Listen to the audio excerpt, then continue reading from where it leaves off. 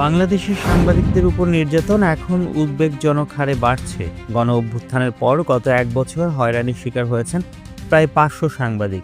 দায়িত্ব পালনের সময় প্রাণ হারিয়েছেন অন্তত ৪ জন, আর চাকরি হারিয়েছেন ১৫০-র বেশি সাংবাদিক। বিশেষজ্ঞ এবং বিশিষ্টজনরা বলছেন, স্বাধীন গণমাধ্যমের প্রতিশ্রুতি দিলেও সরকার বাস্তবে তা রক্ষা করতে ব্যর্থ হয়েছে। দ্রুত পরিস্থিতির উন্নতি না হলে সাংবাদিক নির্যাতন আরও ভয়াবহ আকার ধারণ করবে বলে আশঙ্কা করছেন তারা। গত ৬ আগস্ট বিকেলে গাজীপুর সদর থানার সামনে নৃশংসভাবে এক সাংবাদিককে মারধর করে দুর্বৃত্তরা।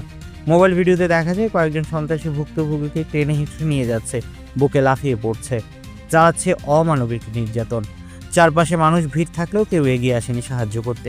এই ঘটনার রেশ কাটতে না কাটতে মাত্র ২৪ ঘন্টা পর গাজীপুরের চান্দনা চৌরাস্তা এলাকায় অস্ত্রধারী দুর্বৃত্তরা কুপিয়ে হত্যা করে আরেক সাংবাদিক আসাদুজ্জামান তুহিনকে। ঘটনাস্থলেই তার মৃত্যু হয়।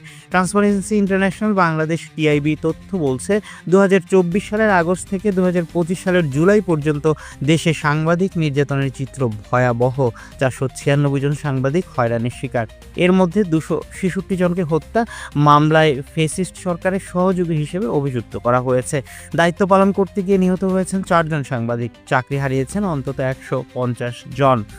গণমাধ্যম কর্মীদের উপর এমন হামলা ও হয়রানিতে আতঙ্ক ছড়িয়ে পড়েছে সংবাদপত্র, টেলিভিশন ও অনলাইন মিডিয়ার প্রতিটি অফিসে।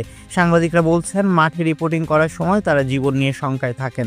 এমনকি রাজনৈতিক, প্রশাসনিক এবং ব্যবসায়িক চাপের মুখেও কাজ করতে হয়।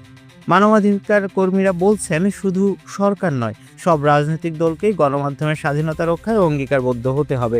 সাংবাদিকদের উপর হামলা হলে দ্রুত তদন্ত, দোষীদের গ্রেফতার এবং শাস্তি নিশ্চিত করতে হবে। পাশাপাশি সাংবাদিকদের নিরাপত্তা নিশ্চিতে আইন সুরক্ষা ও জরুরি সহায়তা ব্যবস্থাও চালু করতে হবে। বাংলাদেশের মুক্ত গণমাধ্যমের স্বপ্ন দীর্ঘদিনের, কিন্তু সাম্প্রতিক ঘটনাগুলো যেন সেই স্বপ্নকে আরও দূরে ঠেলে দিচ্ছে। এখন প্রশ্ন একটাই, সাংবাদিকদের কলম ও ক্যামেরা কি তবে ভয় ও রক্তের মধ্যে বন্দী হয়ে পড়বে, নাকি রাষ্ট্রই তাদের সবচেয়ে বড় রক্ষা কবচ হয়ে উঠতে পারবে? সেই অপেক্ষায় রইল সাংবাদিকদের কলম, মুখের ভাষা এবং camera. Suman Salahuddin, desk report, 0 TV.